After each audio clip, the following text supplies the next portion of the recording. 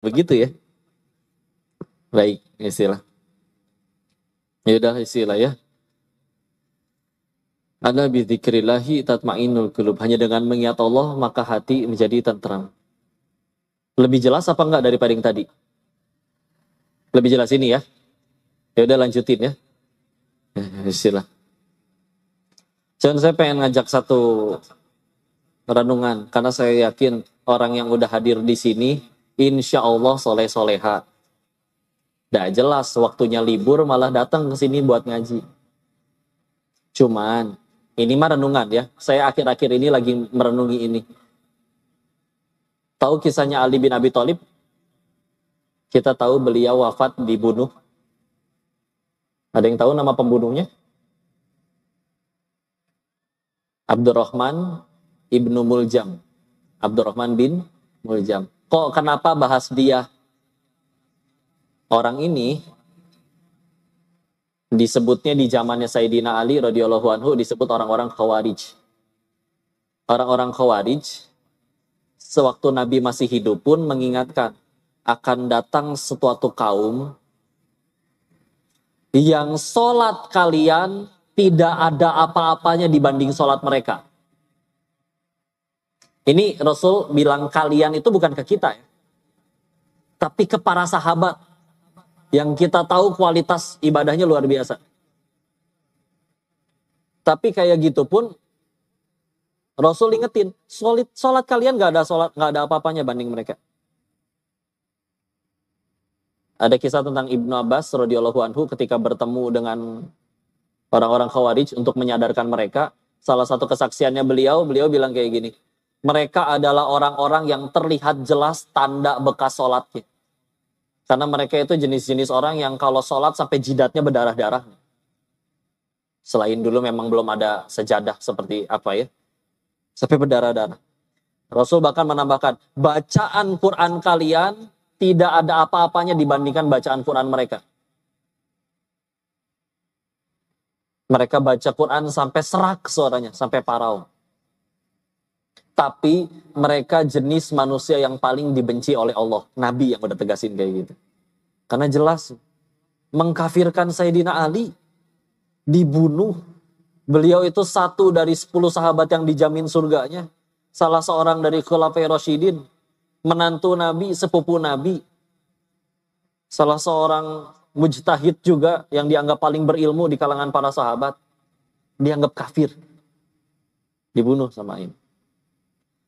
Pembunuhnya ketika ditangkap dan pengen dikisos, salah satu hukuman pertamanya dipotong kedua tangannya. Enggak bergeming sama sekali. Teriak enggak, minta ampun enggak, lempek. Terus aja sambil berzikir. La ilaha illallah, la ilaha. Ngerasa yang dia lakuin itu benar. Dipotong dua kakinya, enggak bergeming. Ngedelik juga enggak. Udah, silakan potong. Saya dalam kebenaran kok. Sampai ketika akhirnya lidahnya mau dipotong, baru dia mohon-mohon agar jangan dipotong. Yang eksekusi juga nanya, dipotong tangan kaki diem aja. Giliran lidah kenapa nolak? Apa coba jawabannya?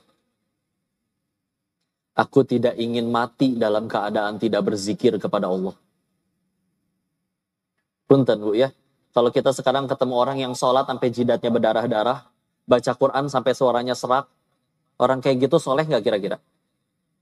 Kan kudunya mah kita anggap soleh ya. Tapi bunuh Ali. Dan Nabi sebutkan bahwa mereka adalah orang-orang Khawarij. Nanti kalau kalian baca kitab sejarahnya Imam Ibnu Katsir Bidayah wa Nihayah misalkan, dipertegas lagi karena memang nanti ada hadis lain dari Nabi, nanti kalian akan terpecah menjadi dua, dan salah satunya yang pihak yang tidak benarnya, yang salahnya adalah ya di dalamnya ada orang yang punya tangannya, mohon maaf cacat, seperti payudara perempuan, jadi keputung, cuman ininya doang, bahunya doang. Dan di kalangan mereka ada satu orang kayak gitu. Sehingga, oh benar, yang salah mereka, bukan Ali. Karena mereka memelangi Ali. Cuman, kita bandingkan dengan hadis lain ya. Di kesempatan lain, Rasul pernah dengan para sahabat kumpul di masjid. Hadis ini lebih terkenal. Nabi bilang, akan datang ahli surga Para sahabat nungguin, yang datang bukan sahabat terkenal, cuman bapak-bapak pakai jenggotnya basah habis wudhu. 3 hari berturut-turut Nabi bilang kayak gitu, akan datang ahli surga, akan datang ahli surga. Dan yang di hadisnya aja bahkan gak disebutin nama sahabatnya ini, gak terkenal, tidak seterkenal Abu Bakar, Umar, Utsman, Ali radhiyallahu anhum. Sampai anaknya Amr bin As, Abdullah bin Amr bin As, saya boleh nginep nggak di rumah kamu? Rencananya pengen tahu amalannya apa sampai Nabi sebut ahli surga. Begitu diizinin nginep 3 hari, diperhatiin, amalnya biasa aja. Tahajud nggak selalu, kadang nggak tahajud, baca Quran nggak bisa dibilang sering. Cuman yang wajib-wajib doang aja yang dia lakuin. Sampai 3 hari ngerasa cukup, akhirnya jujur, Pak, mohon maaf, aslinya saya nggak ada masalah sama ayah saya. Saya cuma pengen tahu aja amalan Bapak apa sampai disebut ahli surga oleh Rasulullah. Dijawab, seperti yang kau lihat, nggak ada yang saya kurangi, nggak ada yang saya tambahkan. Hanya saja aku tidak pernah iri dengki terhadap apapun yang Allah takdirkan pada orang lain. Orang kaya, aku ikut senang. Orang sedih, aku nggak ngerasa bahagia, malah ikut sedih. Dan dia juga tidak pernah ada niatan berbuat buruk kepada siapapun. Apa hikmah dari 2 hadis tadi? Kadang kami ngerenungin ya, ya Allah, saya ngaji, udah ngubah diri kita sampai jadi kayak gimana? Karena salah satu nasihat yang paling saya ingat tentang pertanyaan kenapa kita ngaji, salah satunya adalah kita ngaji itu untuk makin tahu kekurangan diri kita. Bukan makin jago nyari kekurangan orang lain. Selain tentunya kita mengenal Allah dan yang lain-lain. Tapi kan kalau misalkan makin sering ngaji malah makin gampang nganggap orang ini nih ahli neraka. Ini nih yang bakal dihukum. Ini nih manusia yang ngaco. Tapi dia beneran bikin dosa kok. Kalau Allah udah benci, dibikin mati aja waktu lagi maksiat. Bisa kok. Yang sekarang kamu bilang tadi ahli dosa, ahli maksiat, sekarang masih hidup nggak?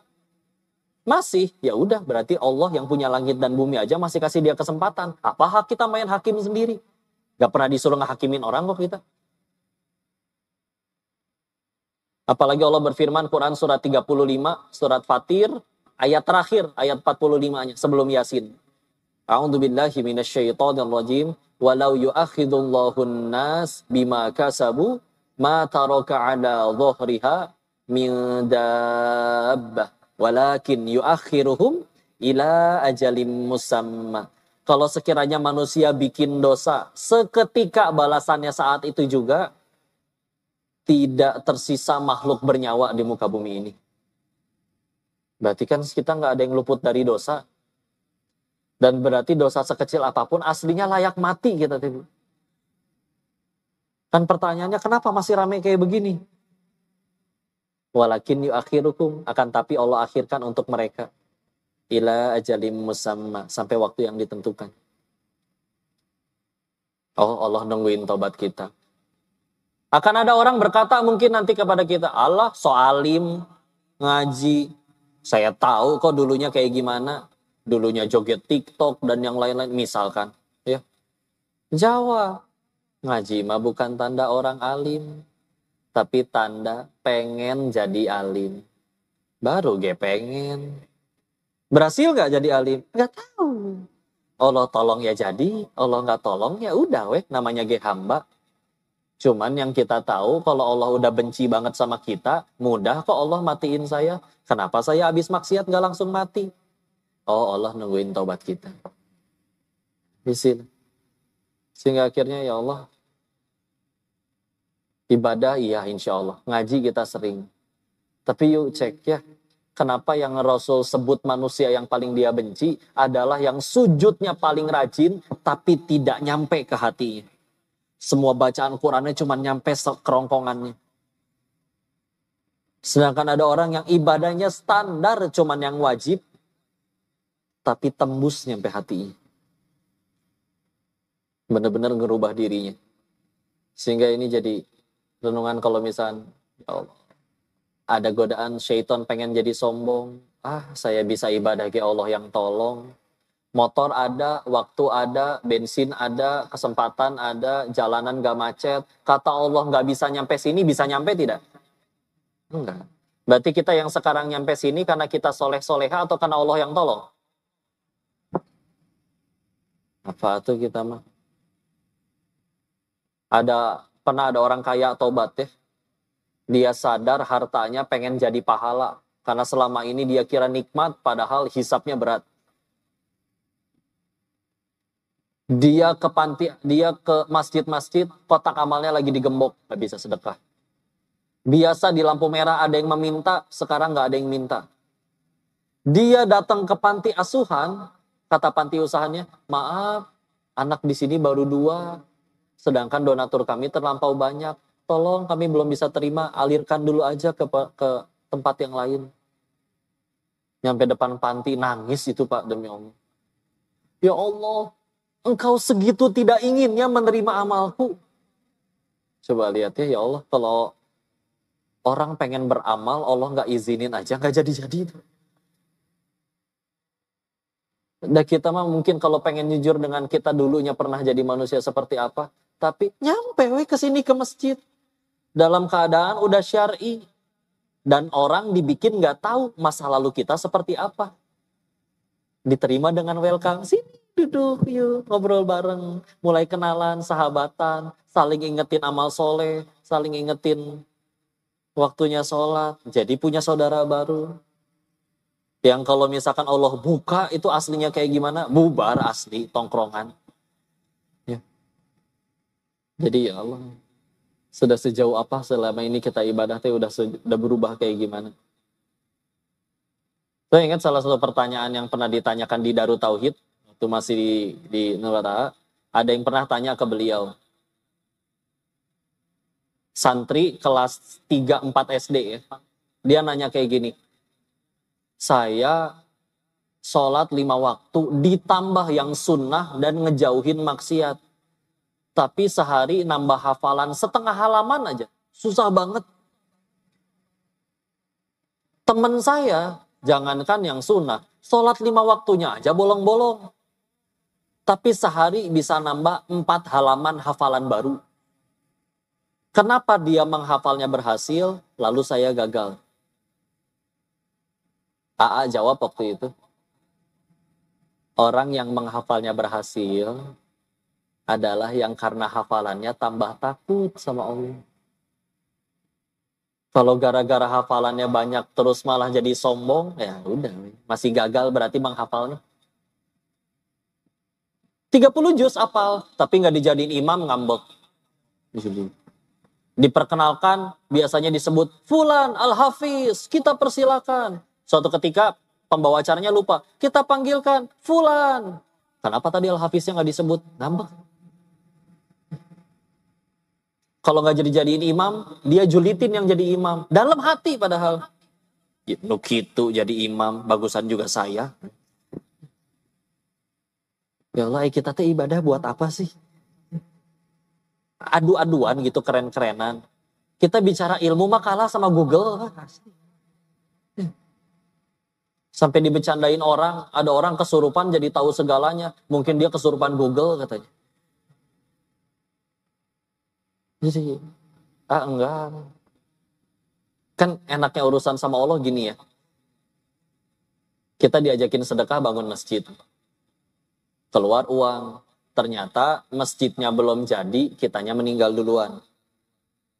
Di alam setelah kematian, di hari akhir, kan kita tahu dibagikan buku catatan amal ya. Misal kita ngecek, ada nggak amalan sedekah saya yang waktu itu? Begitu dicek, kok nggak ada?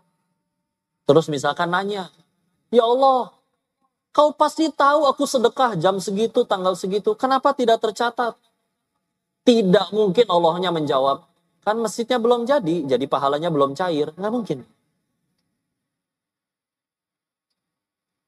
Karena kalau kepada Allah mah, jangankan duitnya belum disedekahin, duitnya udah disedekahin. Duit masih di kantong, kita udah niat sedekah, ada pahala niatnya.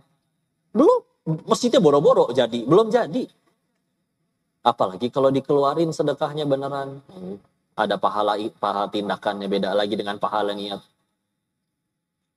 Sama kan ya, kita misalnya kita nolongin orang, kita nasehatin orang.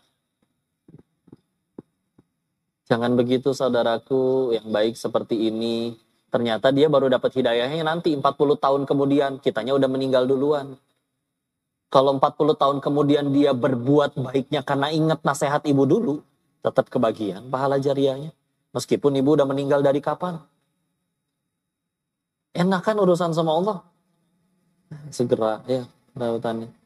Sehingga akhirnya kitanya aja kali belum ingat Allah ya. Ada yang bilang gini kemarin, kok nyadar nggak 2023 itu tahun yang sial ya? Saya tanya, kenapa emangnya? Habisnya 2023 saya diturunkan jabatannya. Saya jawab, asaan ada banyak orang yang nggak pernah ngejabat apapun sama sekali, tapi nggak ngerasa itu kesialan. Karena kan sebetulnya penderitaan kita mah tergantung dari La ilaha illallah. Apa artinya? Oke. Padahal kan Tuhan dalam bahasa Arab itu Rob. Robbi, Tuhanku. Robbana, Tuhan kami. Rabbul Alamin, Tuhan semesta alam. Nah, tapi kalau kata ilah, kan bukan Tuhan, Bu, terjemahannya. Coba, ilahin nas. Diterjemahinnya bukan Tuhan manusia, tapi sesembahan. Sesembahan manusia. Nanti maknanya meluas, termasuk di dalamnya adalah apapun yang mendominasi hatinya. Sehingga misalkan ya, sedih dan bahagianya orang tuh tergantung ilahnya aja. Contoh, kok dia sholat kok, tapi ketinggalan sholat nggak pernah nangis, pas hilang duitnya baru nangis. Berarti ilahnya? Kok dia sholat kok, tapi ketinggalan sholat nggak pernah nangis, giliran gagal nyalek gila. Berarti ilahnya ini terjadi pengen jadi caleg. Padahal punten, anggaplah kepilih, apakah terjamin pasti akan selalu bahagia dari waktu terpilih sampai meninggalnya? Nggak juga. Belum hisapnya. Belum urusan yang lainnya. Cuman kan gitu kan. Makanya kadang cara paling sederhana bagi kita untuk bahagia itu sesederhana ilahnya diganti, yang kita ingat ganti jadi Allahnya aja. Contoh bisnis yang dihitung, ini aku baru jadi bahagia kalau misalkan dapat omset misalkan 20 miliar. Bisnis kaos kaki misalkan. Ternyata di bulan itu cuma dapat 18 miliar, bisa ngambek tuh. Marah-marah ke karyawannya. Kenapa omset bulan ini turun 2 miliar? Bos, di luar sana ada yang belum tentu dapat 1 juta sebulan, bos. Bos dapat 18 miliar ngambek, apa-apaan. Tapi nggak ada yang berani ngomong gitu, takut dipecat ya. Sedangkan ada lagi yang sesama pebisnis kaos kaki, dari awal diniatin, ya Allah, saya memilih bisnis ini karena ini ngebantu umatmu yang perempuan untuk menutup auratnya. Dah, bismillah. Ada yang nggak ada ketemu di masjid, aduh mohon maaf, saya lupa bawa kaki, atau pakai bawa kaos kaki tapi basah di tempat wudhu, saya nggak punya cadangan, udah pakai aja. Saya nggak bawa uang tapi, kan dari awal pengen bantu orang nutup aurat, nggak apa-apa, mangga pakai. Saya minta tolong didoain aja, mudah-mudahan saya husnul khotimah. Bisa jadi itu yang lebih mahal daripada sekedar kaos kaki 10.000. Dan ketika akhirnya gak laku, ya udah kan, yang paling penting tujuannya tercapai, nutupin aurat. Tujuannya kan balik lagi kan. Contoh, nolongin temen. Kalau dari awal kita nolongin supaya suatu saat dia balas budi, tapi dia tidak balas budi, ngambek. Kapok saya urusan sama dia. Nggak mau lah, nggak mau bantu lagi. Ya udah kelihatan berarti tidak ikhlas ya. Tapi kalau dari awal, kamu ngapain berbuat baik? Allah suka, udah itu aja. Ya. Dan kita berbuat baik bukan supaya dia cinta, tapi agar kita dicintai oleh yang maha baik. Ya udah selesai. Tapi dia udah tolong kamu udah nolong dia malah jahat. Ya dia yang rugi, masa dia yang jahat saya yang dihukum? Ngaco. Ya. Tapi aib kamu digali-gali. Kita itu baru jadi tambah baik kalau selalu dipuji atau dikasih tahu kesalahan kita? Kasih tahu kesalahan. Ibu tahu kalau di kantor-kantor ada kerjaan yang namanya akuntan, tahu? Tahu ya? Tugasnya ngapain? Nyari kesalahan, hitungan. Tugasnya nyari kesalahan, digaji. Kalau ada orang yang kerjaannya nyari-nyari kesalahan kita, ditontonin setiap video kita, dicari mana yang salah ngomong, dicari foto ibu yang paling culun dulu di Facebook. Coba. Dia sampai kurang tidur, kurang makan, besoknya tipes dia, Bu. Berarti dia tuh yang paling cinta sama kita. Orang yang ngakunya cinta ke kita aja gak segitunya. Dia rela. Tanpa digaji. Luar biasa ya. Tapi kan diumbar kok. Balik lagi kayak tadi. Kita jadi baik dengan selalu dipuji atau dikoreksi meskipun pahit. Pujian atau koreksi? Koreksi. Gara-gara diumbar, jadi saya tahu apa yang harus saya perbaiki. Tapi kan netizen jadi menghujat. Dihujat emang kenapa? Dikatain, monyong, emang mulut ibu langsung mancung? Enggak, gitu terus. Malah yang nyebut monyong yang harus majuin bibir, betul? Coba sebut monyong tanpa majuin bibir. Susah ya. Nggak bisa. Muji, sama, muji bisa jadi pengen minjem duit, betul? Ini candaan AA ya, saya izin ulangin. Bu,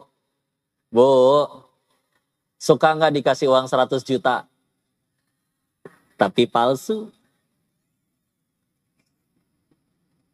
Nyadar nggak, kita juga kadang suka sama yang palsu-palsu. Contoh, ibu ketemu teman reunian, dia berkata, ibu kok selalu tambah muda ya? Menurut ibu asli itu ucapan. Tapi kita suka percaya kan? Pas sendirian di toilet, iya juga ya, gelenya. Nggak bisa bohong keriput, Bu, tenang aja ya. Jangan takut jadi tua ya. Kenapa jangan takut? Udah jadi soalnya nggak bisa mundur lagi ya. Dulu ibu lucu pakai seragam SMA. Sekarang dipakai lagi seragamnya. Tambah lucu. Nggak mungkin enggak ya. Mulut orang gitu aja asli. Kalau bentuknya kritik, nasihat yang membangun, mangga silakan didengar. Tapi kan kadang cuman julitan netizen mah. Ya. Udah nggak bahaya. Yang bahaya kalau kita jadiin surga kita di mulut dia. Itu capek luar biasa. Kan kita salah fokus kadang ya. Contoh, artis aibnya kebuka. Yang paling sibuk dipikirin apa? Endorsan hilang. Sinetron berhenti. Followers berkurang. Padahal kita meninggal nggak harus centang biru, betul? Itu. Padahal yang harus lebih dipikirin adalah gimana caranya gara-gara kejadian ini aku jadi diampunin oleh Allah. Suruh pilih deh. Netizen kembali cinta, endorsan kembali rame, tapi Allah belum ngampunin karena kita nggak tobat-tobat. Repot. Atau bisa jadi netizen masih menghujat, tapi karena sudah tobatan nasuha, Allah sudah ampuni. Aman. Bersatu seluruh jin dan manusia ingin mencelakai, Allah nggak kasih izin, sehelai rambut pun nggak akan jatuh. Bersatu seluruh jin dan manusia pengen nganterin sebutir beras aja kepada kita, bekerja sama miliaran manusia. Allah nggak kasih izin, nggak akan nyampe itu sebutir beras. Wa iyyamsaskallahu bidurrin fala kashifa lahu illahu wa iyuridka bi khairin fala radda li fadlih yusibu bihi man yasha'u min ibadih. Kalau Allah sudah menginginkan kemudaratan pada seorang hamba, siapa bisa menghalangi? Jadi. Begitu juga sebaliknya. Cuman kan tadi balik lagi, mungkin ya belum Allah yang kita pengen pikirin. Jadi pegel beneran asli. Nggak capek beneran, bismillah. Insya Allah. Kalau sudah Allah yang jadi tujuannya, bismillah lillahi ta'ala. Sehingga akhirnya bukan berarti ketika akhirnya orang tambah takwa itu, kan kita suka dengar nasihat ya. Kamu tambah soleh dong, sholat jangan ketinggalan, biar hidupnya enak. Apakah setelah jadi takwa kita nggak akan ada masalah lagi sampai mati? Pasti masih ada. Selagi masih hidup pasti ada. Sesoleh apapun pasti ada. Cuman kan pola pikirnya yang udah berubah. Kalau dulu dia sibuk bertanya, apa aku sudah bahagia? Sekarang dia sibuk bertanya, sudah berapa orang yang aku bahagiakan? Dulu bertanya dari setiap kejadian, aduh aku nggak suka, aku suka nggak nih? Ah aku nggak suka kejadian ini, berarti aku harus sedih. Sekarang yang dia tanya, Allah suka atau enggak? Dan ini pola pikir yang paling selamat tuh. Kayak misalkan ya, kita belajar fikih misalkan. Fikih itu bagus, kita jadi tahu mana yang boleh, mana yang tidak. Tapi fikih hanya bicara ya hukum, fardu, sunnah, mubah, makruh, haram. Guru kami selalu mengingatkan, di atas fikih selalu ada yang namanya takwa. Fikih bicara boleh atau tidak, takwa bicaranya Allah suka atau tidak. Contoh, kok apa ya hukumnya baca komik Doraemon? Selagi di dalamnya tidak ada aurat terbuka, tidak ada pelanggaran syariat, oke, bisa jadi hukumnya mubah. Tapi itu dari sudut pandang fikih. Akan ada selalu orang yang pakai sudut pandang takwa. Aku nggak peduli apa hukumnya baca komik. Yang lebih aku suka kalau aku baca Quran. Baca Quran dia. Udah selamat. Ya. Aku nggak baca komik itu juga aku nggak mati. Maka ya udah lebih selamat. Seresiko-resikonya kita nggak baca komik apa? Paling bosen. Masih banyak solusi menghilangkan kebosanan yang lain. Main bola kayak sekalian silaturahmi. Ya. Jadi, itu dia aja yang jadi tujuannya. Maka istilah perlu berapa kali patah hati lagi sampai saya izin jawab pertanyaan ini ya. Bu, kita punya keinginan tidak? 2, Allah punya keinginan tidak? Punya. Allah ingin kita bahagia, Allah ingin kita selamat. 3, dari lahir sampai detik ini jujur, lebih banyak ngejar yang Allah suka atau yang kita suka? Kita suka, oke. Terus sejauh ini kita ngejar yang kita suka melulu, bahkan sebagian udah tercapai loh. Kok masih sulit bahagia?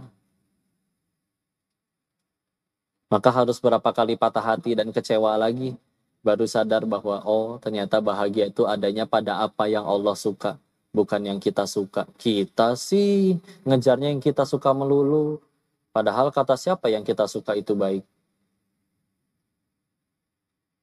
Ya kan kalau misalnya udah yang dikejarnya Allah, nggak nemu alasan buat marah. Masih bisa marah, bukan berarti emosinya hilang. Tapi marahnya ketika Allah dan Rasulnya dihina, udah. Bukan ketika dirinya dihina atau gajinya dipotong, yang udah ada yang ngatur rezeki. Apakah masih bisa kecewa? Bisa, tapi bukan ketika dirinya dikhianatin orang, tapi ketika ya Allah, aku hari ini tidak lebih takwa dari aku yang kemarin. Kenapa kemarin bisa tahajud, hari ini nggak bisa? Nyesel, kecewa. Udah, karena itu aja.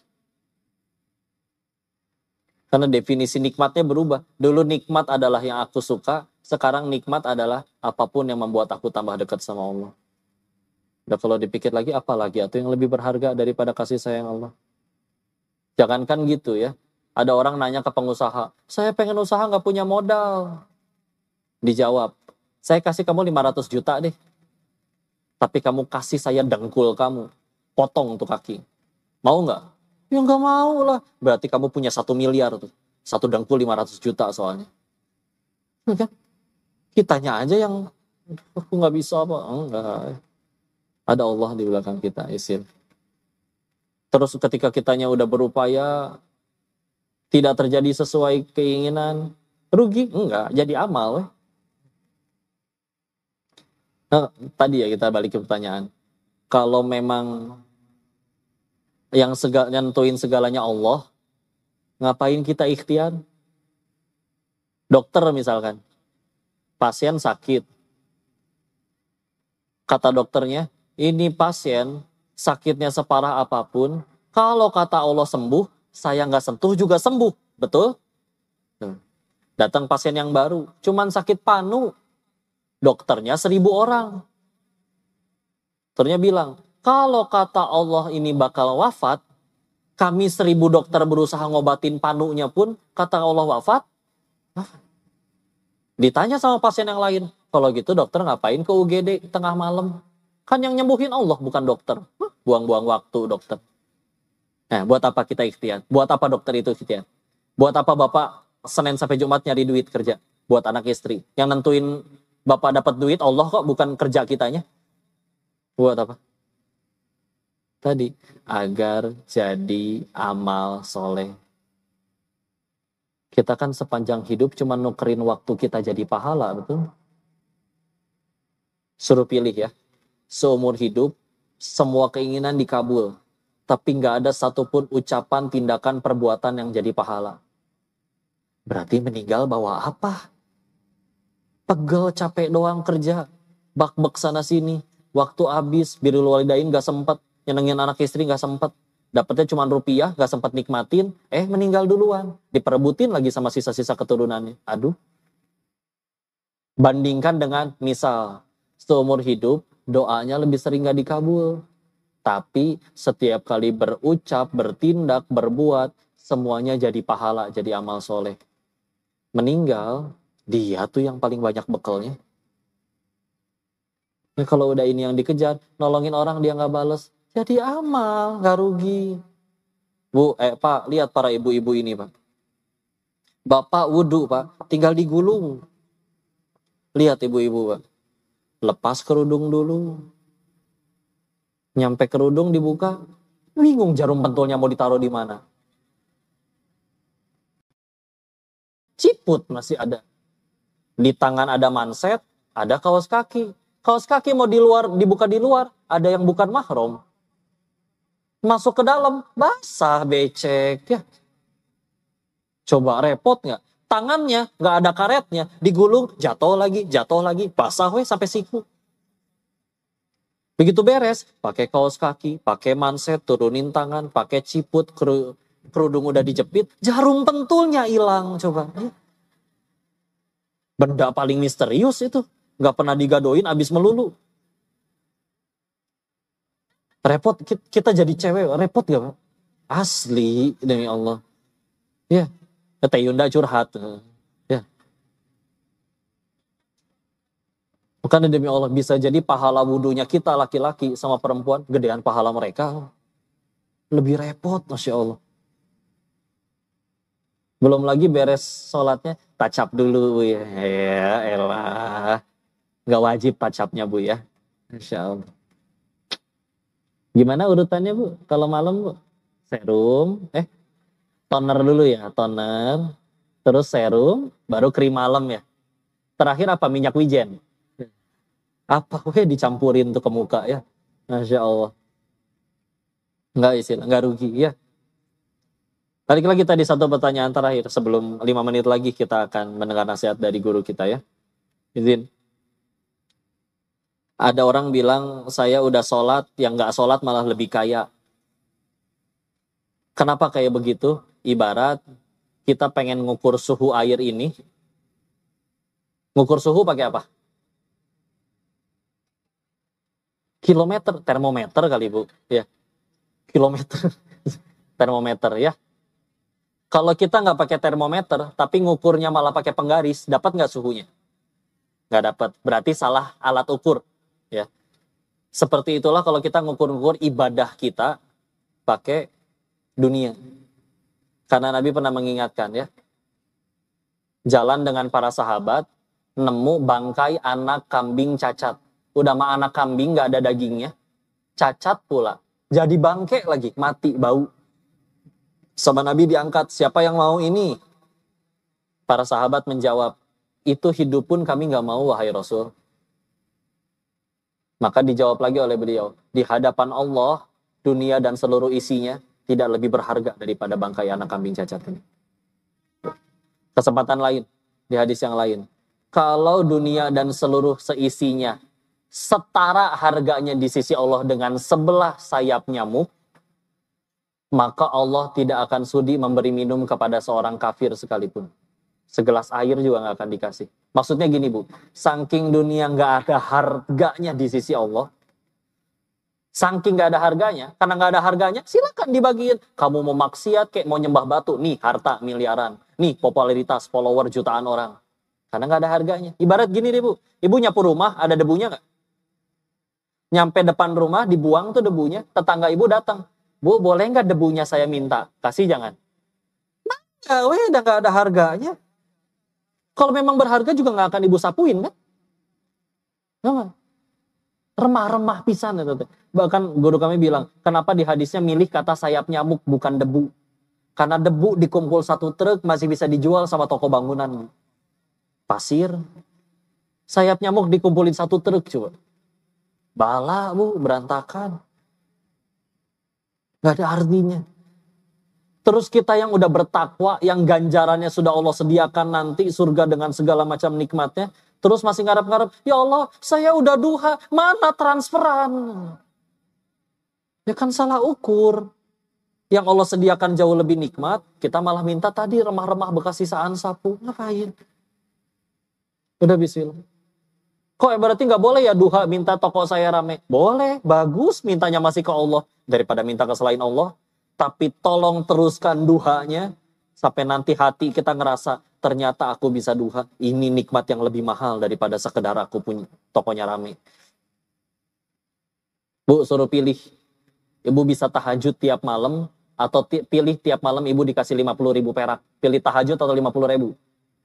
Tuh jawaban soleh ini. Jangan berubah ya. Atau jangan tiba-tiba soleh-soleha ini. Allahu a'lam bishawab. Maka Masya Allah. Semoga kita selalu diberikan hati, kita minta hidayah sama Allah untuk terus mengingatnya. Dan izin saya menyampaikannya segitu dulu. Oh tadi dititipin sama ini ada orang baik punya bisnis Scribble. Satu-satunya alat tulis yang halal, pengen bagi-bagi rezeki katanya 200.000 per orang. Caranya nanti beli alat tulisnya, mewarnai, terus nanti diposting di story katanya. Dikasih hashtag Geribel Berkah sama Geribel Istiqlal. 10 orang pertama katanya dikasih rezeki 200.000 rupiah ditransfer. Nanti caranya daftarnya tinggal ke meja yang di depan, gabung ke grup telegramnya dulu. Ya, ini alhamdulillah katanya satu-satunya alat tulis yang sudah halal. Tapi nanti jual belinya kalau misalnya nggak beli, di sini dia nggak jualan, cuma daftar doang. Ya, lagian nggak boleh jual beli di masjid ya, jangan ada jual beli. Ya, ini mah tadi ada izin, ada pengen ikut bagi-bagi rezeki katanya. Wallahu a'lam bishawab. Saya mohon maaf atas segala kesalahan, murni datangnya dari kebodohan diri, tolong dimaafkan, tolong dinasehati, dan mari kita doakan gurunda kita, semoga apa yang tadi disampaikan pun juga bisa menjadi pahala jariah bagi beliau. Maka kebaikannya datang dari Allah dan kita bersyukur kepadanya, keburukannya datang dari diri ini, tolong dimaafkan dan dinasehati. Wabillahi taufiq wal hidayah. Assalamualaikum warahmatullahi wabarakatuh. Kembalikan kepada Ustaz. Jazakallah khairan katsira.